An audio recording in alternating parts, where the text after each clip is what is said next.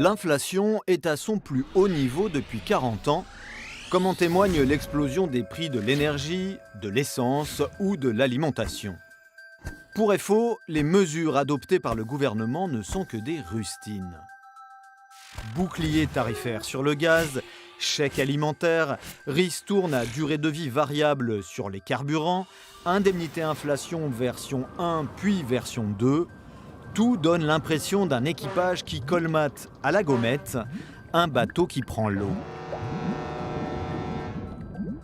Certes, quand les fins de mois sont si difficiles à boucler, tout est bon à prendre pour les salariés, les travailleurs privés d'emploi et les allocataires des minima sociaux. Mais aucune de ces mesurettes ne pourra durer et rien ne sera réglé quand le gouvernement fermera le robinet. Pour EFO, face à la hausse des prix et à la détérioration du pouvoir d'achat, il existe pourtant une mesure simple, c'est l'augmentation des salaires. Le gouvernement pourrait montrer l'exemple en relevant le SMIC à 1 500 € net par mois, soit 80% du salaire médian, en revalorisant réellement la valeur du point d'indice pour les agents publics, en augmentant les pensions des retraités.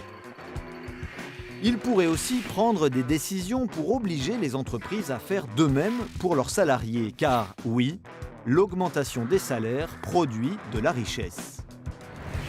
D'abord parce qu'elle permet à chacun de vivre mieux, de faire des projets et ainsi de faire tourner l'économie.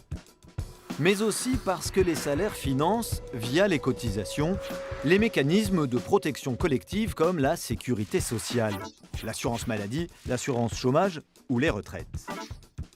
Plus de salaire, c'est plus de cotisations qui sont en réalité notre salaire différé, nos garanties pour l'avenir qui bénéficient à tous les salariés et tous les retraités.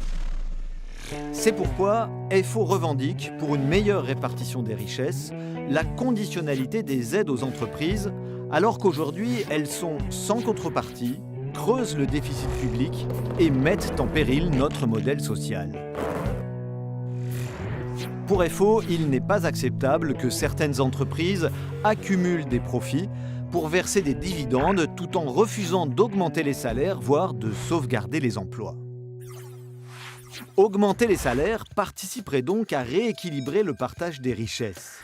Augmenter les salaires permettrait de réduire les inégalités, notamment entre les femmes et les hommes. Augmenter les salaires permettrait de rendre à nouveau attractifs des métiers dont les salariés se détournent tant ils sont mal payés et pour lesquels EFO revendique aussi une amélioration des conditions de travail, comme dans la restauration, les transports, mais aussi à l'hôpital ou à l'école, par exemple. Le gouvernement ne s'engage pas dans cette voie. Au contraire, il prévoit encore de durcir les conditions d'accès à l'assurance chômage, de réduire la durée d'indemnisation et son montant. De même, il incite les entreprises à donner des primes en lieu et place de réelles augmentations salariales. Pour EFO, il est temps de redonner sa place à la négociation collective. Il est surtout temps, pour remplir son frigo, faire son plein d'essence, se chauffer, d'augmenter les salaires maintenant.